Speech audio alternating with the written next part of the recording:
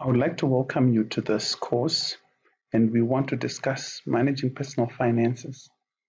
This is part one of the financial management course, which is focusing on how to improve your finances. I'm a firm believer that achieving financial stability or financial success in life has less to do with the amount of money that you earn, but has more to do with what you do with the amount of money that you earn. I hope as we go through this course, you'll be able to learn some principles that will help you to be a better steward of the finances that you earn. So, we're going to start by looking at how to model good stewardship of our finances.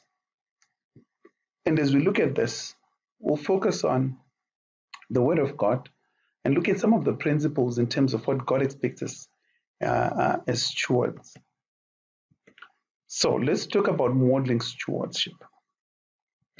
I want to start with an illustration of a company.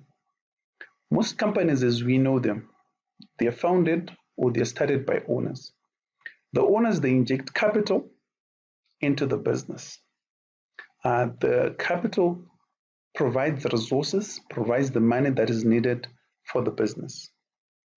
Other than providing capital for the business, the owners then appoint management. If the management is good, they'll be able to increase the value of the business. But even as you look at this model that companies use, management is very clear that the company is not theirs. The company belongs to the owners. They'll never make a mistake of thinking now that they've got the best office, they've got the corner office, they've got the best person, they drive the best car in the organization. Should never be tempted to think that the company now belongs to them. The company still belongs to the owners.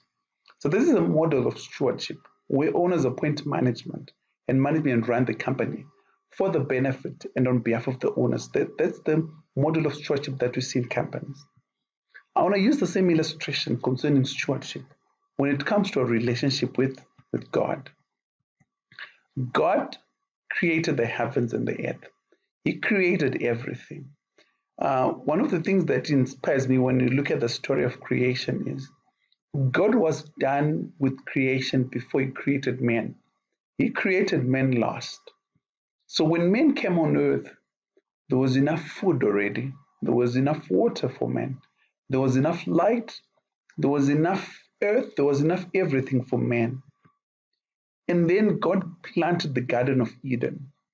The garden was full for everything that man would require. And he created Adam and Eve. And he put them in the garden. When he put them in the garden, there was a charge. Take care of this garden. Make sure that you tender it.